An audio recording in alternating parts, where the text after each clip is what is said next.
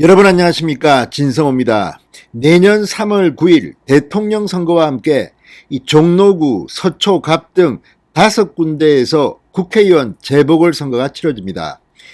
이 국회의원 재보궐선거는 5군데나 되기 때문에 미니 총선입니다. 대통령 선거에도 상당한 영향을 미칠 것으로 보입니다. 그런데 이재명 민주당 대선 후보가 무공천을 검토하고 있다고 기자들에게 말해서 지금 논란이 되고 있습니다. 자, 지금 만약에 이 국회의원 재보궐선거에서 정권 심판론이 나오게 되면 대통령 선거도 어렵다. 그리고 지금 민주당은 아시다시피 169석, 정말 압도적인 의석을 가지고 있습니다. 몇 석 더 잃는다고 문제가 되느냐. 그리고 실제 공천해봤자 대구, 중남구, 서초, 갑 이런 곳에서 민주당이 이기기는 힘듭니다. 다만 민주당 의원의 의석이 날아간 이 경기도 안성, 또 충청도 지역구 이런 곳은 상당히 민주당으로서는 부담스러울 겁니다. 자신들이 공천한 후보가 선거법 위반 등으로 이 배지를 반납한 곳입니다. 그런데 또 후보를 낸다? 그리고 당선 가능성이 있을까? 자, 이런 것 때문에 지금 민주당은 내부적으로 부글부글 끓고 있다고 합니다. 그래도 민주당에서는 3구 국회의원 재보궐선거에 출마하고 싶은 사람들이 넘쳐날 겁니다. 특히 서울 종로 지역구는 임종석 전 청와대 비서실장, 추미애 전 장관, 박영선 전 장관 등 이 거물 정치인들의 공천이 언론들에 의해서 예상되기도 했습니다. 그런데 공천을 하지 않는다?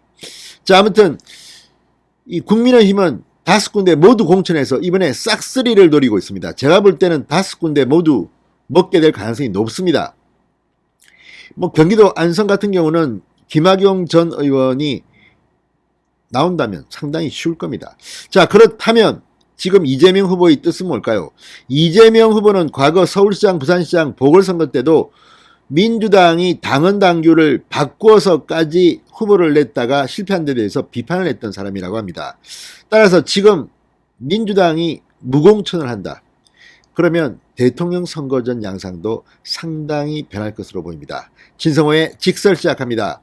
방송에 앞서 아직 진성호 방송에 구독자가 아니신 분은 붉은색 구독 버튼 눌러주십시오. 더 좋은 방송으로 보답하겠습니다. 자, 3월 9일 내년입니다. 대통령 선거와 함께 치러지기 때문에 대통령 후보의 성패에 따라서 이 국회의원 보궐선거도 따라갈 가능성이 대단히 높습니다. 그래서 민주당이 지금 고심 중이라고 합니다. 당내 일각에서는 무공천 이야기까지 나온다고 경향신문이 분석했습니다. 이거 저쪽 진영과 가깝다는 평가를 듣는 경향신문이 이 정도 이야기하면 지금 민주당은 실질적으로 무공천 이야기가 나오고 있는 모양입니다. 자, 대선 승리가 먼저다. 국회의원 보궐선거, 재보궐선거는 큰 의미가 없다. 여론의 타깃을 줄여야 한다는 기조가 나온다고 합니다. 자, 민주당 최고위원회의는 최근 재보선 공천 여부를 논의했으나 결론을 내리지 못했다고 합니다. 민주당의 후보 공천은 당 최고위원회의 의결과 당무위원회의 인준으로 결정되는데 지금 대선 국면에서는 대통령 후보자의 뜻이 더 중요합니다. 따라서 이재명 후보의 의중이 반영될 가능성이 높습니다. 이재명 후보는 기자들과 만난 자리에서 재보선 무공천 가능성에 대해서 이렇게 말했습니다. 검토 중이다.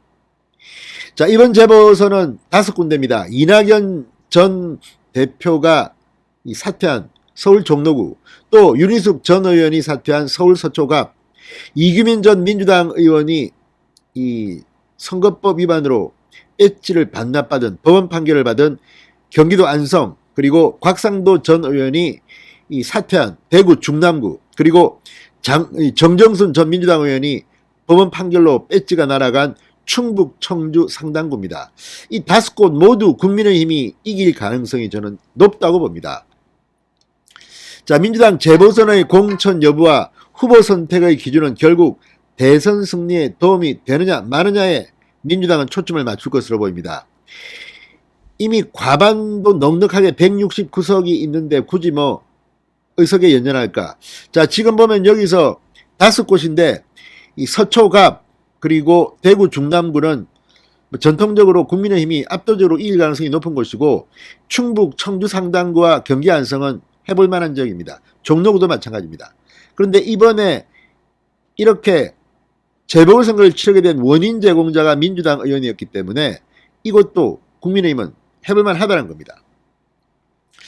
자, 정권교체 여론이 높은 상황에서 대선에 대해 재보선 5곳에 선거판을 늘 경우 이 정권 심판론이 나오면 민주당은 상당히 위기가 올 수도 있다, 이런 판단을 하는 모양입니다. 이 때문에 당내에서는 5곳 모두를 무공천해야 한다는 주장이 나온다고 경향신문은 보도합니다. 당 지도부 의원은 재보선에서 정권 심판 프레임은 피해야 한다, 무조건 로키 낮은 톤으로 가야 한다고 말했다고 합니다. 자, 그 중에서도 중요한 것은 이 정치 1번지로 불리는 서울 종로구입니다.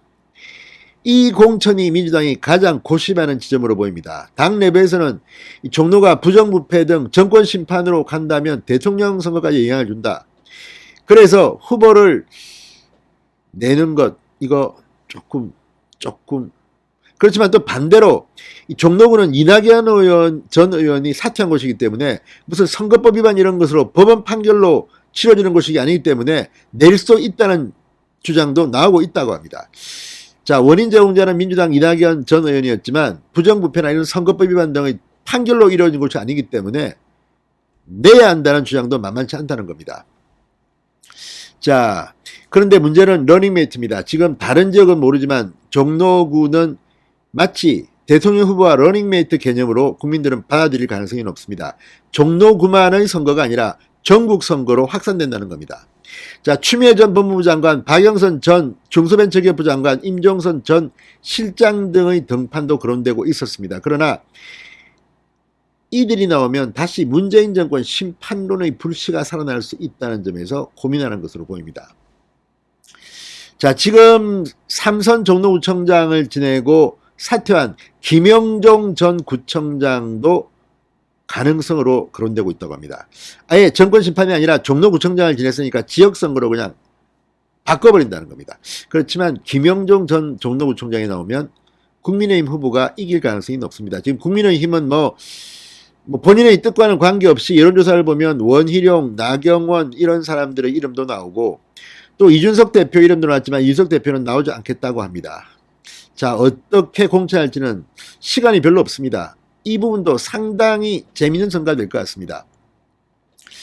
자, 이 서울 서초갑과 대구 중남구을 국민의힘이 공천하면 이곳은 안정적으로 될 겁니다. 그러니까 민주당은 지금 귀책 사유가 있는 경기도 안성, 청주 상당구에 무공천을 할지 말지를 고민하는 것 같습니다. 국민의힘이 이 서초갑과 이 대구 중남구에 공천을 안 하면 모를까 할 겁니다. 분명히. 그렇다면 사정은 달라지는 겁니다.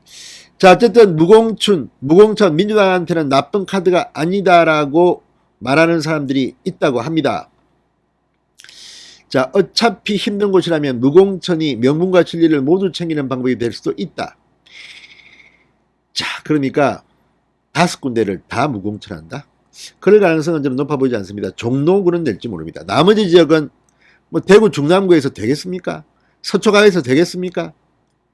경기 안성, 청주 상당구도 쉽지 않을 겁니다. 자, 어쨌든 이재명 후보 지금 관계자는 이렇게 말한다고 합니다. 무공천을 포함해 참신한 인물을 발탁하는 방안 등 모든 가능성을 열어놓고 있다. 그러니까 아예 신인을 내세울 가능성도 있습니다. 아무튼 대통령 선거와 함께 치러지는 국회의원 재보궐선거, 이것도 관전하는 흥미가 만만치 않을 것으로 보입니다. 진성호의 직설이었습니다. 여러분 감사합니다.